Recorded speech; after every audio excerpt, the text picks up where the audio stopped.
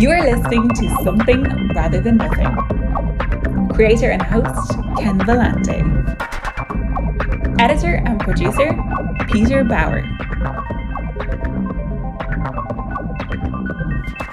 This is Ken Vellante with the Something Rather Than Nothing podcast, and very excited to have a conversation now with Brandi Milne, who is a lovely artist, vibrant works, very well known and loved. Brandi, welcome to Something Rather Than Nothing. Hello, thank you so much for having me. I'm very excited. Yeah, and we're going to get into your art and into you as a creator and focusing on creators. A cool question I like to ask. So Brandi, you're born. Are you an artist right when you're born? Yes, absolutely, 100%.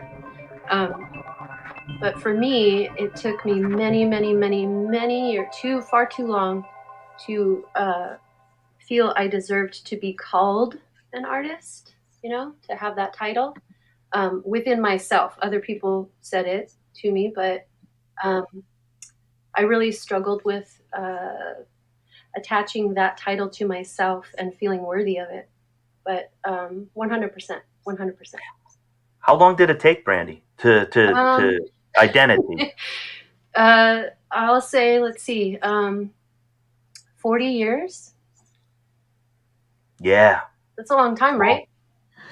Yeah, I don't mind long times. That life's like that, right? Right. So, yeah. It turns out. Yeah. Yeah. Well, I mentioned on the podcast a bunch, like I started painting or seeing myself as an artist like 3 years ago, and I'm 48. So long stretches are fine. Yeah. Long stretches are fine. Yeah. Brandi, so we getting into your art, I wrote down some words. I'm looking forward to conversations about like surrealism and juxtaposition of fantastic images. I seen like words like candy coated or the brightness of your work. There's playfulness, madness. You grew up in Anaheim. What is this world? Tell us what's going on. In Anaheim or in my paintings? Very different. Well, in your paintings and where they come from. Yeah. Okay. Well, yeah. I love those words. I love madness. Playful, surreal. I feel like, in my life there was a disconnect with, just kind of how I felt inside, and then also like what my thoughts were about that kind of thing. A great divide, a disconnect. So for me, my world that I created and I'm creating, daily, it's always evolving, but it just kind of came out without me knowing what it was. It kind of unfolded for me. The more, obviously you're painting, you're, sitting there for hours with an intention or without an intention. But for me, I just kind of sat there and listened to, I don't know, something deep inside like that I could explore and, kind of create a world around, if that makes sense. So my work is very vibrant. It's candy coated, like on the outside looking in, but on the inside, it's based on like emotions and human experience, self-acceptance, love, and loss, grief, all that stuff. So it's kind of hard to say like where it came from, other than that disconnect within myself and willingness to kind of explore and listen and take 40 years to understand, maybe,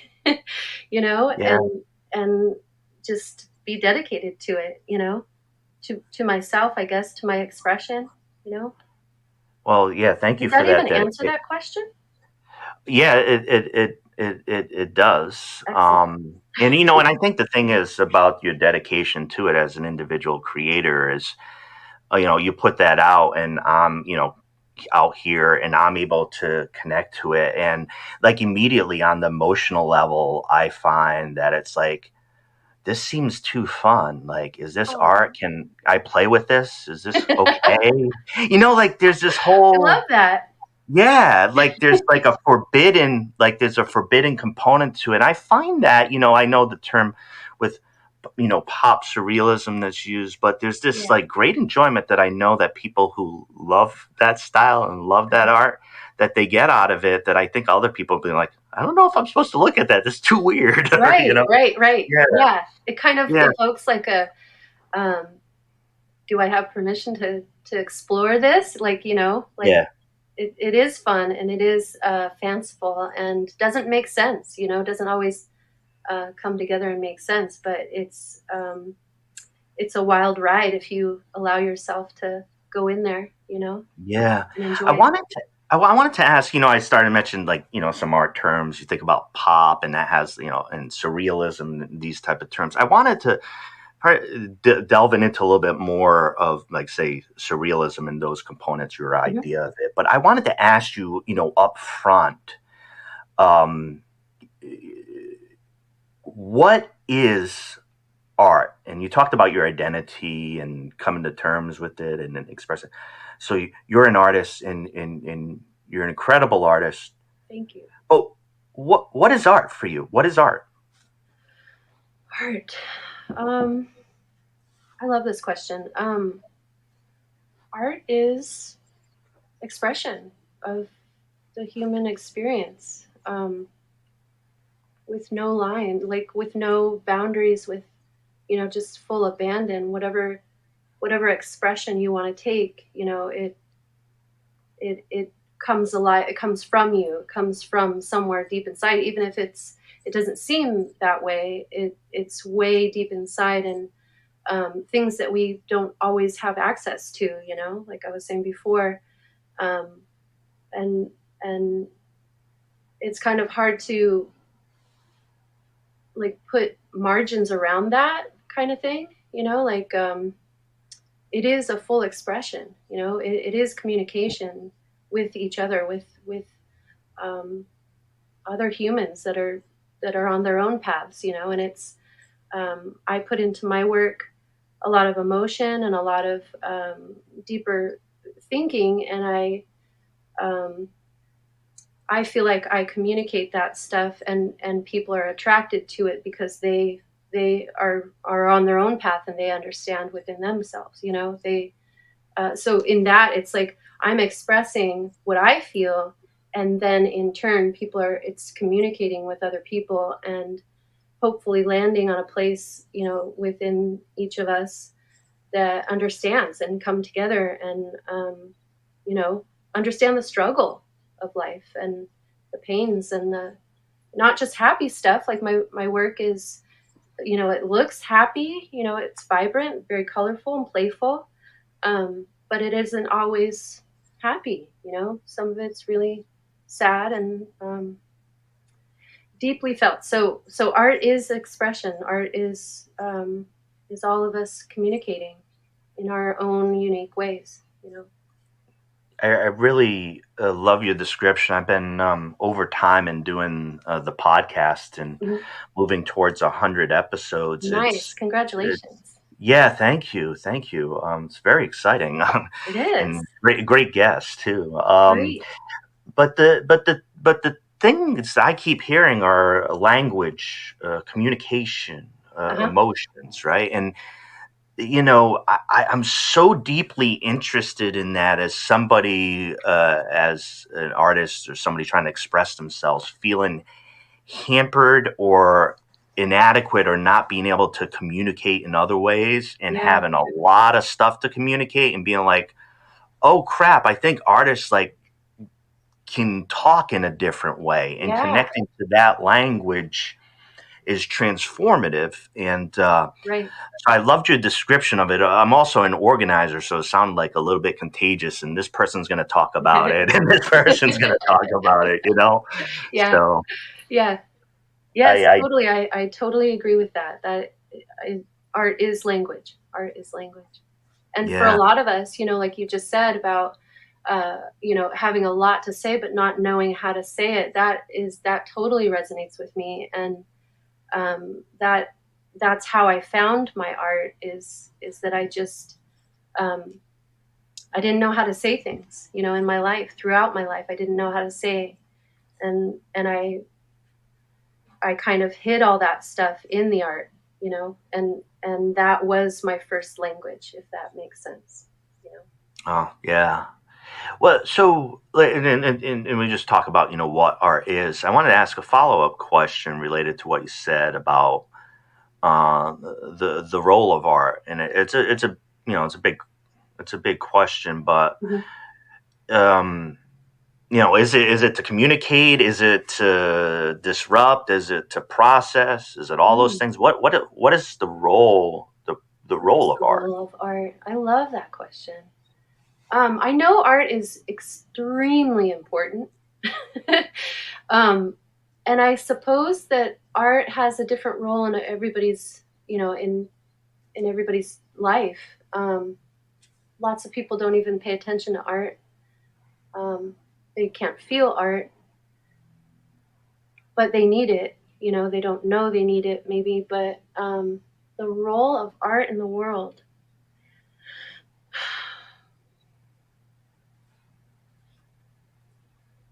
Honestly, I feel like it is just that it goes back to that feeling of like communicating that we're not alone, that we're not alone.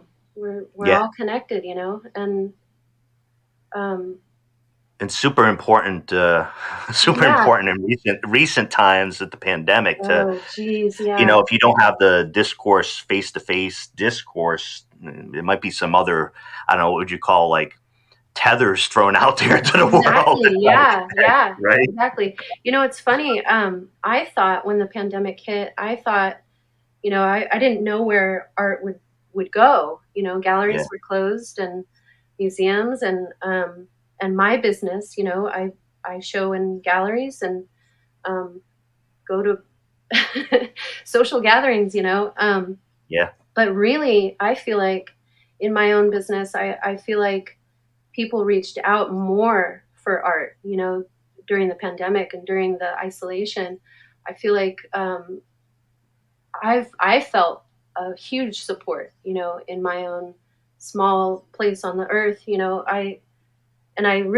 really touches me because I know I understand it. It's a freaking crazy time and scary ass shit going on. And people really reached out for art, and I've heard that through other artists, in their own businesses. So I know how important it is, and how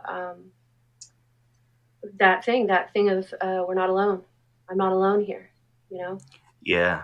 And I appreciate your direct comments on that of like, getting through and how to connect. I think it was interesting for me because I started the podcast outside of the pandemic, but the bulk of it is in the pandemic, and now it comes out of the pandemic, and I can't for one assess all that. Is just the experience of being within it. It was the type of thing where it's like, do you want to talk about art now? And there were two responses. Sometimes it felt like, hell's to the no, or absolutely. I only want to talk about art right now. Yeah. Oh yeah. So, but I can't believe people said hell no. They never. It's always polite, and maybe it's the way I receive hell no's. Like if maybe in my head, if the response wasn't adequate, I process it as a hell no. Just being honest. But no, it's been interesting in the personal pandemics and coming out of it. And most of the world isn't coming out of anything, so it's even like that type of discussion about what your experience is. But Yeah. Um, Very excited. I know, Brandi, you'll be having, things will be open up, having things in gallery. But before we get, into like maybe some of the physical art and where to find that type of thing, I wanted to go back a bit and to ask you like almost like another kind of like, origin story, like, Mm-hmm. question. But one of the questions I tend to ask guests is who or what made you who you are? Woohoo! Um, that's a big one. I have to say, my mom in my life growing up, um, she she was very creative in her mind. She was a writer, and we kind of grew up. My siblings and I. I'm the last of four kids, and we grew up. She was a stay-at-home mom, and she really was so creative, like, and made this little bubble for us. She would tell us stories, we'd read books, she'd make up games. Like, it was a playful environment for most of it. And later in her life, she died about 13 years ago. Not about, she died 13 years ago. um, and later in her life, she was very depressed. So it kind of changed as life went on for her. But I have to say that even the dark years at home, with her, Yeah. uh, they really did form what I do now. They really did. So I cannot not mention her for sure. And my husband Richard. He was basically the first person. I grew up in Anaheim, and my experience in Anaheim, there was no art and no appreciation for it in my bubble, at least. Like, my parents Yeah. didn't take us to museums or, show us any art. But so, like, I didn't grow up around other artists. A lot of people were just kind of closed off to it, or not interested. And so my husband, when I met him, um, he was very supportive of my art, and he believed in it when I didn't. He believed in me Yeah. when I didn't, and because of that belief that I could see in him, I wanted to believe it. So he would encourage me to keep going and try new things and reach out to people and network as much as I could. This is before the internet. Um, uh, so I wanted to believe in myself, and I didn't, but he did, and he had a huge impact on me. And all these years later, we've been together 22 years. All these years later, I believe it, and I can now meet that with him. If that makes sense. Um, Yeah. so Well, yeah, those two it people. yeah, that's and thank you, and thank you, and personally too. I know, a recent guest I was talking to just about the highly personal like connection of the person that believes in you, or like the the connection of art and the actual relationship, or the like romantic ideals. And I'm not saying it Mhm. was like that because I Yeah, don't know your life, but what I'm saying is like I'm always attracted to that like deep human connection around like the endeavor, because it seems like there's so much more when that happens right, than right, right. you Yeah, know yeah. That is. involving more people, I guess, right? Yeah, yeah. That is a very special thing. And at the time, I didn't know. At the time, I hadn't seen this happen before. And like I said, I wasn't believing in myself. So I was just kind of going along with it. But looking back, I know exactly what you're saying. Like, yeah, there were other forces at play there, and Yeah. the Yeah. grand design, Hey, I believe. yeah, belief and faith, right? Yes, Belief and yeah, faith, yeah, on some level. For some yeah, things, you do it. So, well, thank you so much for that. So, another big like creation question yeah. is, as a creator and seeing yourself as an artist and more as your identity as you've gone along, do you ever step back and say, why am I creating? Like, who's it for? Why do we create as humans? Like what are we trying to do? Yeah, like what's the point? Yeah, like what are we up to? What am I doing? What am I doing here? Yeah, I do. I think that's a good question to ask, like yourself, and when it comes up, it can kind of feel scary, like a crisis. But I think it's very important to ask yourself, what am I doing here? What is this for? The way that I answered that to myself is like I was saying, this is kind of like a self-discovery process through art, through my life, and as long as I'm able, I'm gonna continue doing it. And I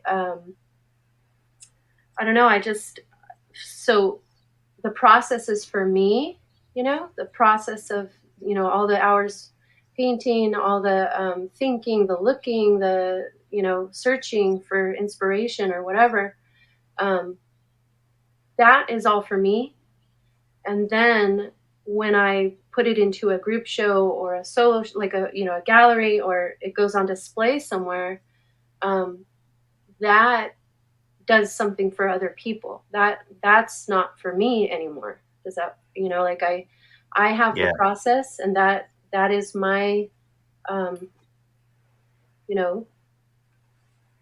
way to look into myself. And then I give it to the world, so to speak. And and so from there, wherever it goes, whoever it touches, whoever sees it, whoever, spends time with it or is thoughtful about it, then they get something. They get something for themselves, Are there pieces you feel like that you need and you couldn't give up? Yeah, definitely. Yeah. You don't have to tell us what they are, but these are things that, never, like they never extend beyond you. They're for you, and they don't go out there, right? Yes. And when I first started showing professionally in galleries years ago, I really struggled with that, because it is such a personal thing between, myself, and how do I invite people into that or put it up on a wall, and what does the relationship become, kind of thing? Am I looking for attention? Am I looking for, am I inviting people to criticize me? What am I doing? So I had to learn early about just kind of giving it out, like giving it back to the world, or separating my part from the world's part. Yeah. I've had that conversation with artists, and I've also dealt with it myself, and it really comes down to the relationships with the things and the things that you create. And I find that sometimes when I've had I've recently maybe had like a heavier period of producing, let's just say, things, there comes to like a point sometimes where I feel like I'm maintaining like too many relationships with all this stuff. Like, I like you, I dislike you, you remind me when I was 4 and terrified, or whatever the heck, whatever. And so it starts to feel crowded. Yeah. Oh, thank you, Brandi. I know why I'm talking to Brandi. Yeah, I feel crowded. I could have started me, Brandi. Why do you feel so crowded all the time? Right. I can tell you, Ken. Let's go in and have a moment on the couch. But I do appreciate and love the aspects of that, because I it's kind of like the way that I think about it, and just the ones that you need to look at a particular time to get yourself straight, right? And and if they weren't on that wall and somewhere else, they would have been thrown into another universe which they don't belong to. All right. Right. All right. We gotta focus on your mind back again, not what's going on here. Wait, I like Um, it. Brandi, I do want to ask the big one too, though I have 2 or 3 more questions for you. I want to ask the big one of we've been talking about things and some things. Why is there something rather than nothing? I love this question, and I don't know the answer, but That's I'll okay. try and put some words out. I think it goes back to the question of faith, or the idea of faith and believing. You have to believe there's something. You have to. If you believe there's nothing, which I have in my life, very severely, well, what good do I do in the world that way, in that mindset? Mm-hmm. I didn't do my best in that, under that, like, set of beliefs of there is nothing. So I believe there's something. I believe there's something. There's whatever reason, whatever role art has, whatever role we have, what communication, what does it mean? What is it for? I'm not sure, but I know we're here and we're doing it and we're able to, and we create things, and we can think and we can feel, and those things are very important, and it's a miracle. And to have a belief that there's nothing, well, you're missing everything. You're missing Yeah. everything.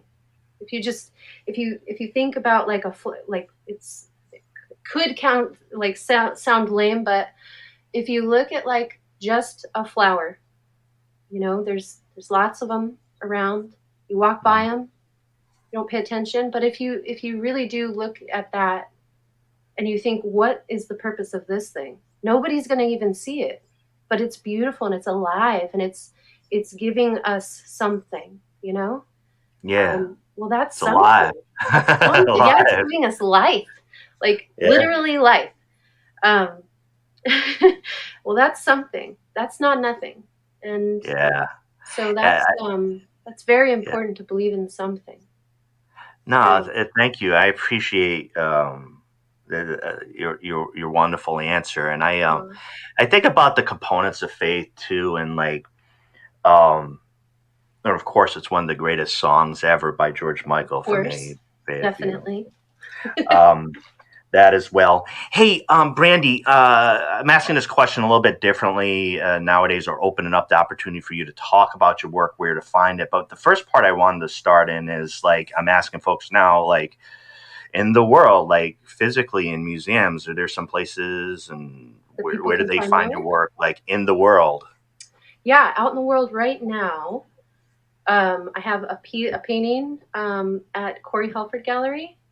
They are having their 15-year anniversary show. It's a big group show.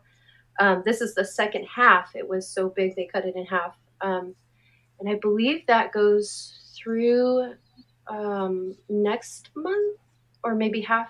It's up now. So that's at Corey Helford Gallery in downtown LA. And right now, I believe that's all that's out there on display in the And world. that's a great, well-known, well-regarded gallery down Yes. in Yes. LA. Wonderful.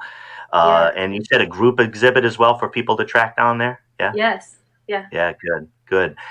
Other places to encounter you, find you online, or ways of which people can experience your art. I have my website, brandimilne.com. But really, if you find me on Instagram it's at Brandi Milne.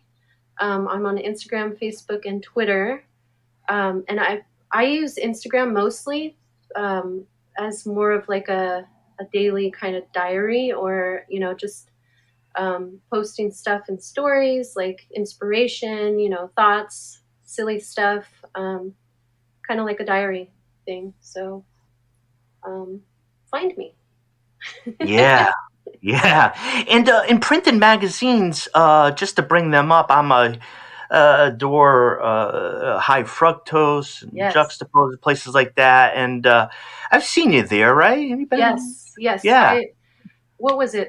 2 years ago, I had a big feature in Hi Fructose. They're my yeah. friends. That's such a wonderful magazine. Gosh, it's so great talking to you. This is a great interview. I love these questions. Again, I so appreciate it. Yeah, and thank you. I mean, it does mean a lot for me to know because, like, what does a podcast mean? Why talk about anything nowadays? Yeah, Like, why do you? Yeah, I mean, it's why do I? Yeah. I can tell you, and thank you for asking it. The Tell reason me. why I do is, so I'm a trained philosopher. I believe in pitched disagreement, in Ooh. conversation, and thinking, and openness towards different things. And my firm belief is that by open up some space for a conversation, we can try to get away from the fact that all people seem to want to do right now is kill each other. Oh my gosh. Like as a pressure valve or something. Yeah. I love that. That's really amazing.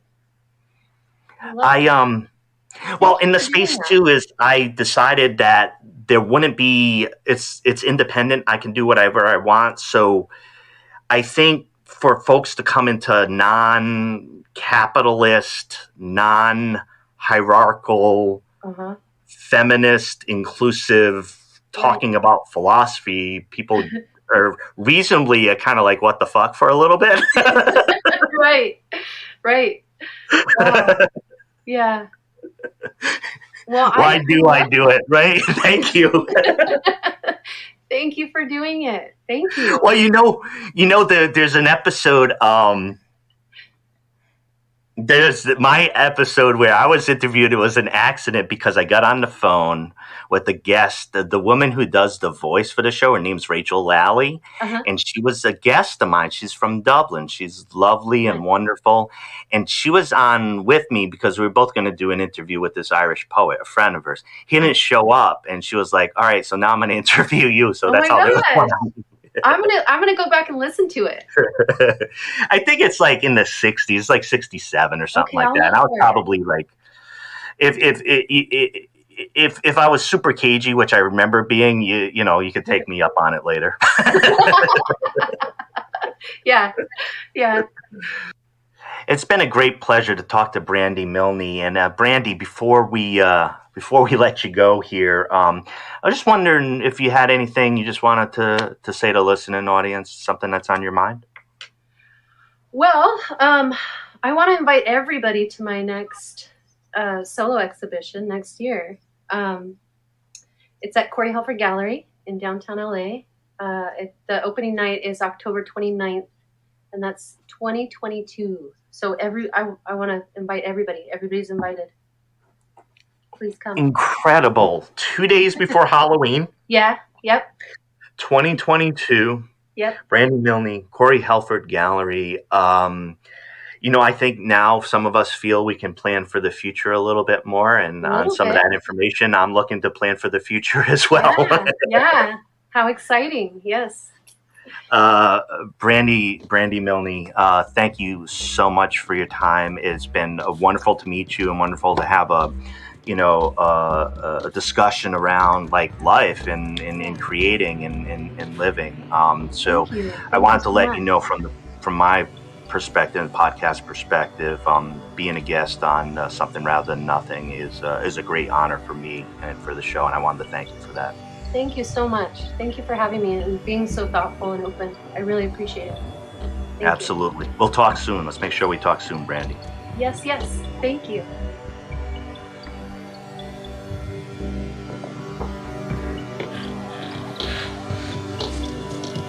This is Something Rather Than Nothing,